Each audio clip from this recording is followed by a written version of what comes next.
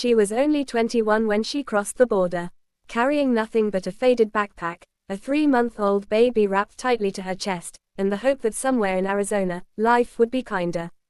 Her name was Rosa Elena Morales, a name spoken with quiet pride back home, but whispered in fear here, a name that didn't belong in the papers, or in the system. She had no one, just the desert wind, the weight of survival, and a child she would give everything to protect. They say she made it as far as Tucson. She worked in kitchens, cleaned motels, and slept in a tiny rented room with cracked walls and a leaking ceiling. At night, she'd sing lullabies in Spanish, voice trembling but sweet, rocking her daughter, Eva, to sleep with worn hands. But Rosa didn't last long. The fatigue, the cold nights, the stress, they broke her. One morning, a neighbor found her collapsed beside her baby's crib. A silent, permanent goodbye. She left no family, no instructions, only a little wooden box sealed with a string, hidden under a floorboard.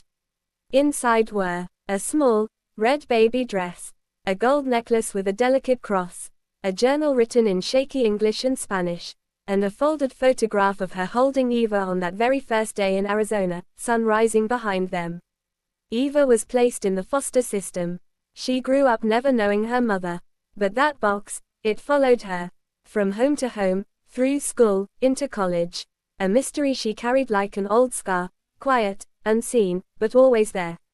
It wasn't until a college scholarship application asked her to write about where she came from, that Eva opened the journal again.